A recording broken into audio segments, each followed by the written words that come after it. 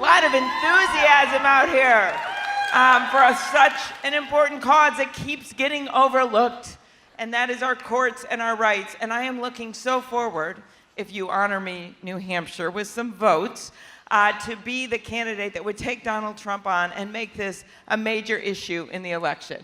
Now, why? Let's talk about why. Because he is so out of step with the rest of the country. You look at the issue I know you've talked about a lot earlier, the issue of reproductive rights.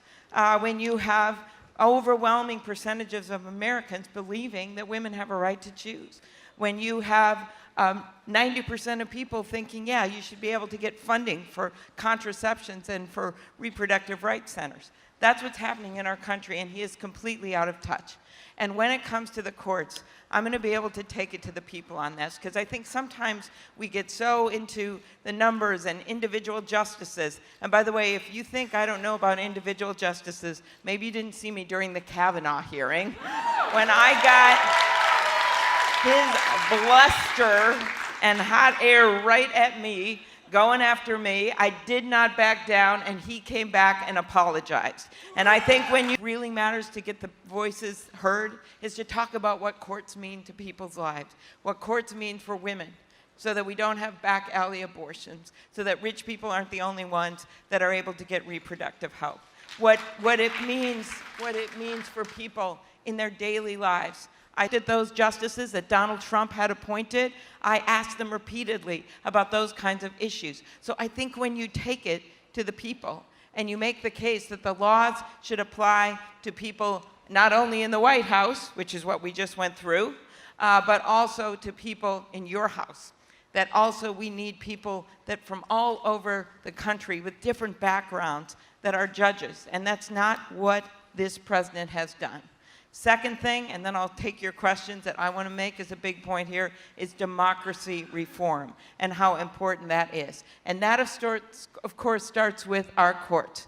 And the final thing is democracy reform. Democracy reform. And this means everything from making sure that we pass a constitutional amendment, I will lead on this, to take the dark money out of our politics and overturn Citizens United. For me, this is personal, but it's also about our democracy. Making it easier for people to vote. As president, I can get this done. My bill to register every single kid in this country when they turn 18 to vote.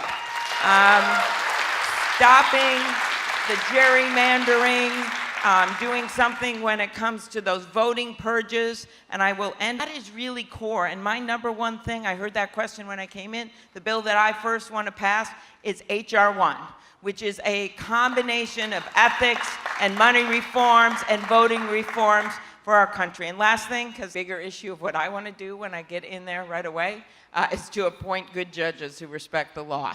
And I think the experience that I've had of actually being in the arena during not just the Trump administration and seeing some of the horrors that he has brought forward as nominees, but also being there during the Obama administration and seeing when President Obama came in, had all kinds of good ideas of who to appoint. We were in the middle of that downturn, if you remember, and there was some delay in getting names up just because there was so much going on.